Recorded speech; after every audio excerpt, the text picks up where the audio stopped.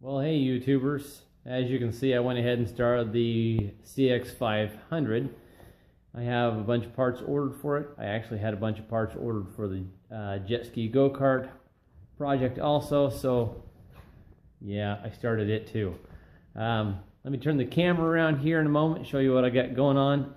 Unfortunately, I'm gonna have to get better at video recording myself doing work in the shop because I didn't do any video.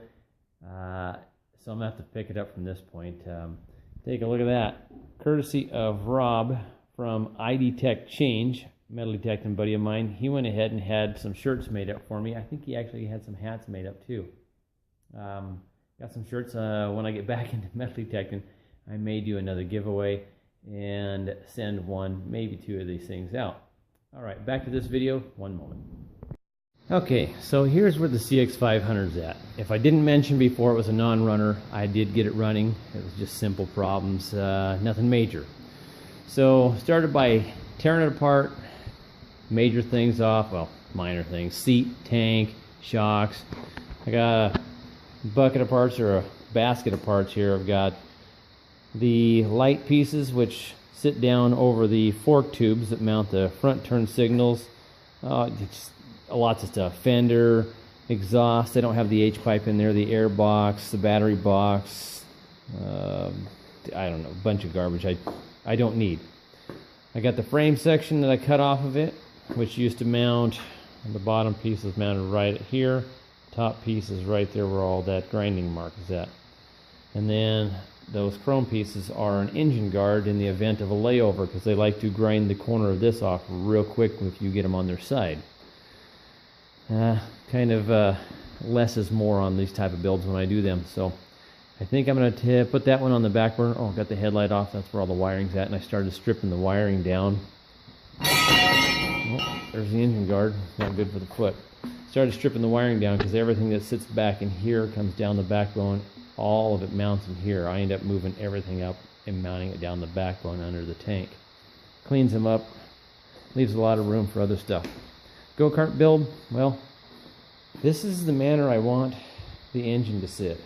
I want it to be nice and tight, tucked into the back, and I'll show you the headaches I'm coming across.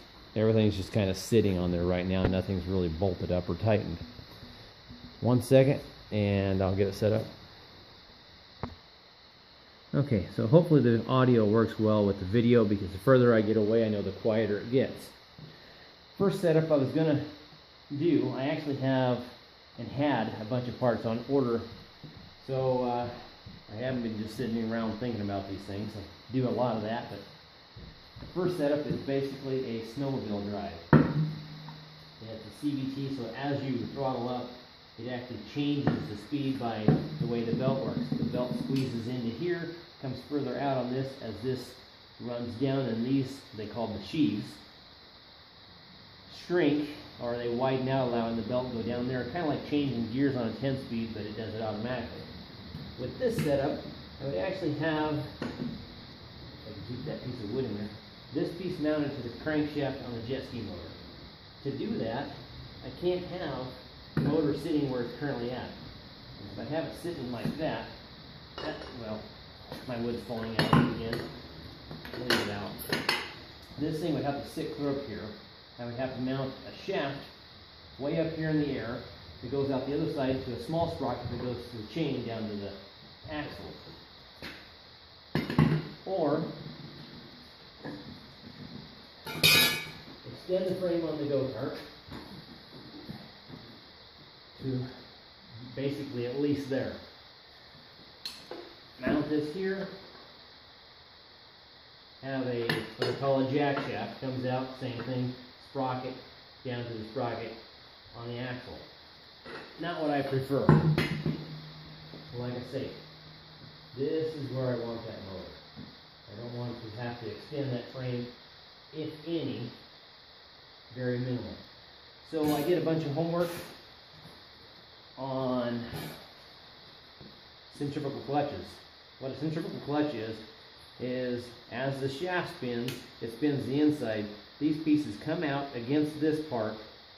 So basically this shaft can spin like crazy, and the centrifugal clutches will hold still until it hits a certain RPM, and I can change that by changing what they call the clips in here that hold the weights in.